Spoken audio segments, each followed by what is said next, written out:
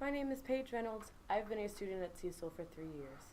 I started my college career at Salisbury University, but when my father grew ill due to a rare kidney disease, I desperately longed to be home to be close to my family.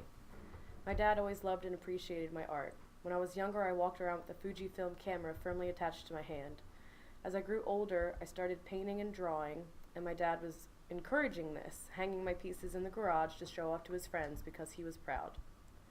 My family has been a big support system for me, and I have flourished in my chosen field of graphic design. Oops, you can see that one. At Cecil College, I've shown my pieces in the student exhibits every semester, and I've been published on the Cecil Mailer. My 3 years here have been spent doing hard work to stay on the Dean's List to produce quality images that I'm proud of. My capstone project this semester took some time to get off the ground. I wanted originally to create an ad campaign to promote organ donor awareness. I found that I was never satisfied with the pieces I was producing, and every week I struggled to create better, more meaningful ads. My first ad centered around organs rusting when you die and to not let the good parts rust. I used a process called texture mapping to make an anatomically correct heart look rusted and old.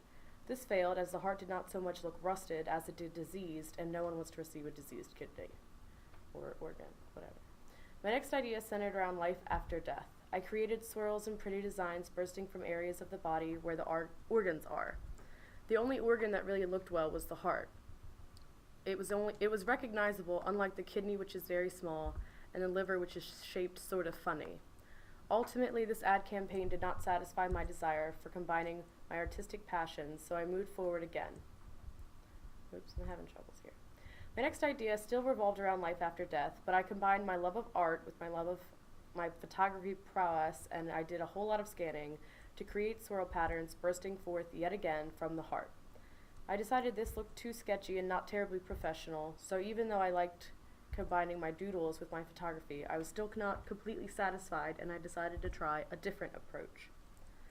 Late on a Saturday night, I stumbled across a nonprofit organization called the Happy Initiative. I'm manic depressive, and I struggle more often than I'd care to admit to see the silver lining. I decided I wanted to create pieces that made me happy. Using the organization to fuel my creative burst, I created 2 coinciding images of people doing things that make them happy. One is a friend of mine who plays in a band. Music makes them happy. The other is of my sister all dressed up. She works in the medical field and is rarely seen out of her scrubs. Having the opportunity to dress up makes her happy. This, however, did not satisfy my desire to combine my love of painting and drawing with my love of photography. The images are pretty, but they're sort of boring. The next 5 images I'm actually proud of, and I'm very satisfied with how they turned out. I manipulated these images using Photoshop. I layered paint splatter after paint splatter and used a layer mask to make the images shine through the splatters. I love how the images look as though they only appeared because they were whacked in the face with paint, as if the paint were some sort of vanishing ink cure. These 5 pieces represent what I had wanted to create all semester long. The culmination of my disappointing first attempts led up to these images that embody my own photography, my own paint splatter manipulations, and I'm very happy with how they turned out. In the future, my biggest goal is to have affordable health insurance.